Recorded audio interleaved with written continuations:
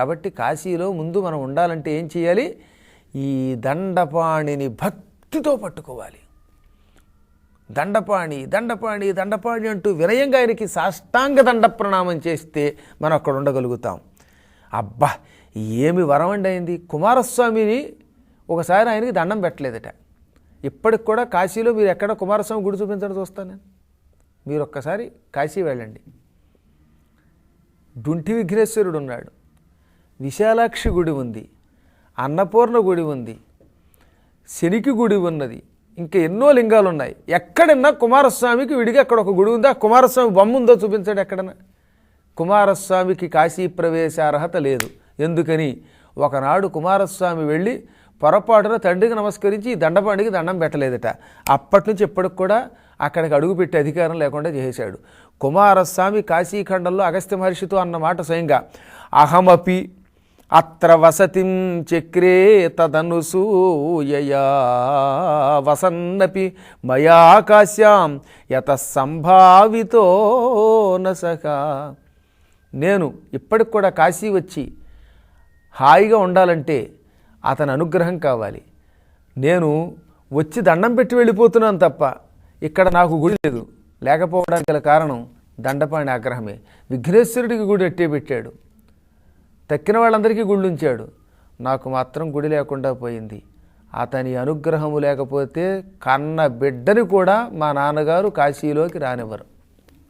కుమారస్వామి అక్కడ ఉంటాడు, కానీ వచ్చి దండం పెట్టుకుని వెళ్ళి కైలాసానికి వెళ్ళిపోతాడు, శ్రీశైలానికి వెళ్ళిపోతాడు. కానీ కాశీలో శాశ్వతంగా ఆయనకి గుడి లేదు పాపం.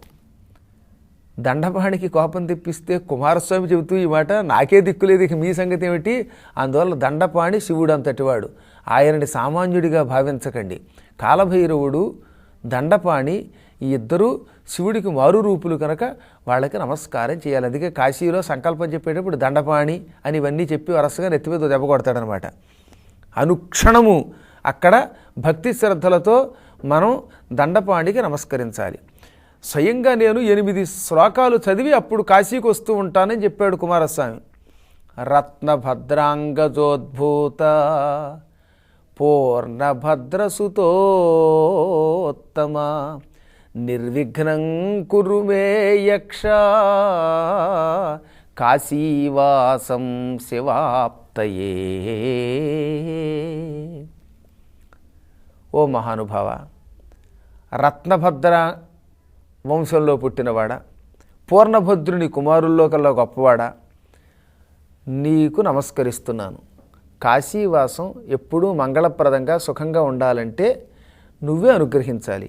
కాబట్టి నిర్విఘ్నం కురుమే యక్ష, నాకు విఘ్నం లేకుండా చెయ్యి, మేం కాశీకి వస్తున్నాం అలా చెప్పుకోవాలనుకున్నప్పుడు మాకు ఏ విఘ్నం లేకుండా చెయ్యి తండ్రి అని మొక్కుకుంటే ఇక మనకి విఘ్నం ఉండదు. నిర్విఘ్నం కురుమే యక్ష, ఓ యక్షరాజా, హరికేశ, దండపాణి, మాకు కాశీలో ఉన్నంతకాలం విఘ్నము లేకుండా, ఏ ఇబ్బంది లేకుండా, కష్టం లేకుండా చెయ్యి అని మొక్కుకుంటాట. ఆయన కూడా కుమారస్వామి చెప్పిస్తున్నాడు, ఇది మనం కాదు. యక్షరాజాష్టకం పుణ్యం యదం నిత్యం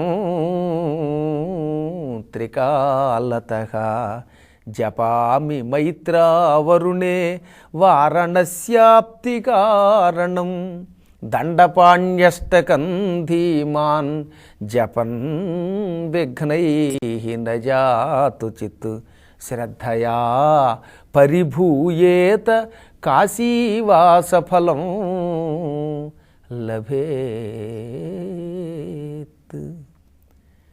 8 శ్లోకములతో కుమారస్వామి ఆ యక్షరాజు గారి మీద ఒక స్తోత్రం రాశాడు. దీనికి యక్షరాజ అష్టకం, దండపాణ్యష్టకం, హరికేశాష్టకం అని పేరు. ఇది అత్యంత పవిత్రమైనది. ఉదయం, మధ్యాహ్నం, సాయంత్రం చొప్పున 3 పూటల దీనిని నేను నిత్యం జపిస్తాను అని కుమారస్వామి ఎవరికి చెప్పారు? ఈ చెబుతున్నది కుమారస్వామి అగస్త్యునికి చెప్పాడు. 3 పూటలా జపిస్తూ ఉంటాను నేను. ఎందుకని?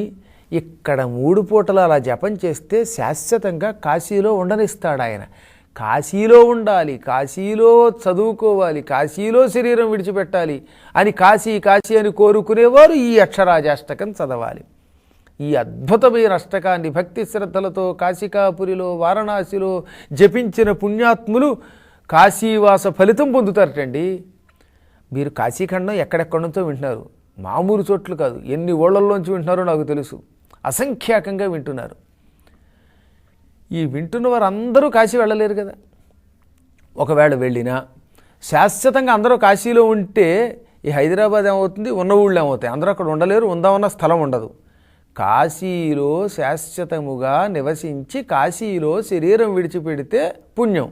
అందరం అలా ఉండలేం కనుక ఉండలేని వారికి ఏమిటి మార్గం?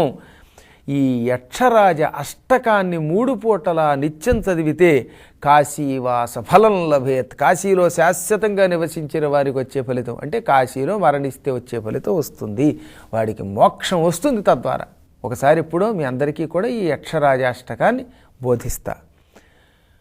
భరించునాతండు పాణి పల్లవమున వెండి కట్టులతోడి దండయష్టి వసించునాతడు వారాణసీపుర ప్రాకార గోపుర ప్రాంత భూమి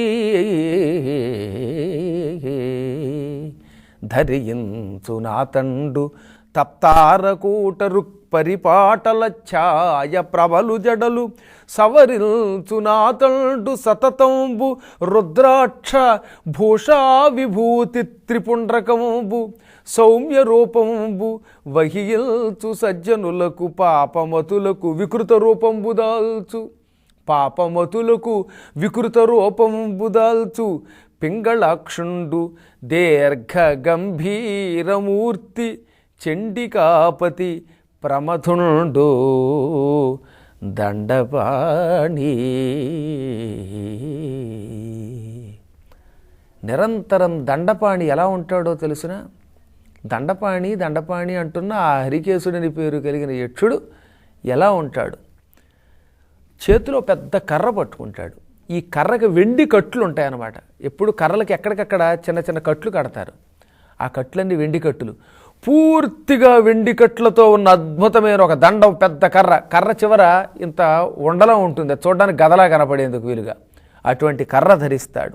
తన చేతిలో వెండి కర్రని ధరిస్తాడు ఆయన. ఎక్కడ నివసిస్తాడు?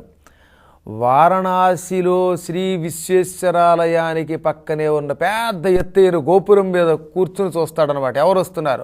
ఆయన శరీరం ఎత్తడి రంగులో ఉంటుంది. తళతళ తళతళ తళ తోమేసి చింతపండు పెట్టి బాగా తోమిన ఎత్తడి ఎలా మెరిసిపోతుందండి నిజంగాను. ఆ ఎత్తడి రంగే రంగు. అటువంటి శరీర కాంతితో ఉంటాడు. జడలు అట్టలు కట్టేసి ఉంటాయి, ఎర్రబడిపోయిన జడలు అన్నమాట. చిగురుటాకులు పుడతాయి చూసారా చెట్లకి, అలా ఉంటాయి ఆయన జడలు. అటువంటి జటాజూటం ధరించుంటాడు. శివుడిలాగే జటాజూటధారి ఆయన. ఈ మహానుభావుడు అందమైన తన శరీరం అంతా ఒళ్ళంతా విభూతి పూసుకుంటాడు. ఈ చివరి నుంచి ఈ చివరి దాకా అలా విభూతి రేఖలు. భసిత రేఖాధారి. భసితము అంటే విభూతి. ఇక రుద్రాక్ష ధారణ. భసిత రుద్రాక్ష భద్రాక్ష మాలాలంకృత గ్రీవుడు ఆయన. ఇంటి మీద విభూతి రేఖలు మెరిసిపోయి రుద్రాక్షలు వేసుకుని జటాజోటాలు ధరించి, ఆ జటాజోటాలకి రుద్రాక్షలు పెట్టుకుని, చెవులకి రుద్రాక్ష పూసలు ధరించి, చేతులకి రుద్రాక్షల యొక్క దండలు కంకణాలు ధరించినట్టు ధరించి, నడుముకి రుద్రాక్షలతో తయారు చేసిన మొలతాడు లాంటిది ధరించి, ఒళ్ళంతా భూతి పూసుకుని ఒక మహానుభావుడు చేతిలో కర్ర పుచ్చుకుని వెండి కర్ర వస్తూ ఉంటే ఇక ఆ రూపం చూడడానికి 2 కళ్ళు సరిపోవు. శివుడి లాంటి వాడు చూడాలి తప్ప. అంతటి సౌందర్యంతో ఉంటాడు. ఇక్కడే ఉంది కిటుకు. మనలాంటి భక్తులకి, మేము నిన్ను నమ్మాము దండపాణి అని వినయంగా నమస్కరించే సజ్జనులకి, పుణ్యాత్ములకి, మహానుభావులకి అందంగా కనపడతాడు. పుణ్యాత్ములకి ఆయన చాలా సౌందర్యంతో కనపడతాడు. పరమ పాపాత్ములకి వికృత రూపంతో, కోరలతో భీకరాకారుడే కనపడతాడు. కాబట్టి దండపాణిని చూడగానే అందంగా ఉన్నాడు అని ఎవరైనా అన్నారంటే అలాంటి వాళ్ళు పుణ్యాత్ములు. దండపాణిని చూడగానే గజగజ వణిగిపోతూ ఇంత భయంకరంగా ఉన్నాడు ఏంటారు బాబు, ఈ పిల్లి కళ్ళు ఏమిటి, ఈ గుడ్లగోబ లాంటి ముక్కేమిటి, ఈ జుట్టేమిటి అని ఎవడన్నా భయపడ్డాడంటే వాడు పరమ పాపాత్ముడు.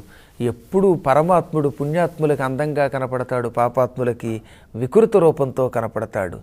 దీర్ఘమైన చేతులతో, పొడుగైన శరీరంతో గంభీరంగా ఉంటాడు ఆయన. కొంతమంది చూడగానే మహాగంభీరంగా ఉంటారు. మాట్లాడాలంటే కొంచెం జంకు వస్తుంది, కొందరు చూస్తే ఆనందం కలుగుతుంది. ఈయన దీర్ఘగంభీరమూర్తి. పైగా ఆ చండికా వల్లభుని ప్రమథగణం దండపాణి మహానుభావుడు. అటువంటి దండపాణిని భక్తి శ్రద్ధలతో అనుగ్రహించకపోతే, ఆయన వల్ల అనుజ్ఞ పొందకపోతే కాశీపట్టణంలో ప్రవేశించడమే కష్టం సుమా అగస్త్య మహర్షి అని అగస్త్యునికి దండపాణి మహిమని కుమారస్వామి చెప్పాడు. ఇంకా అద్భుతమైన విశేష ఘట్టాలతో రాబోయే భాగంలో కలుసుకుందాం. అంతవరకు మంగళం మహత్తు.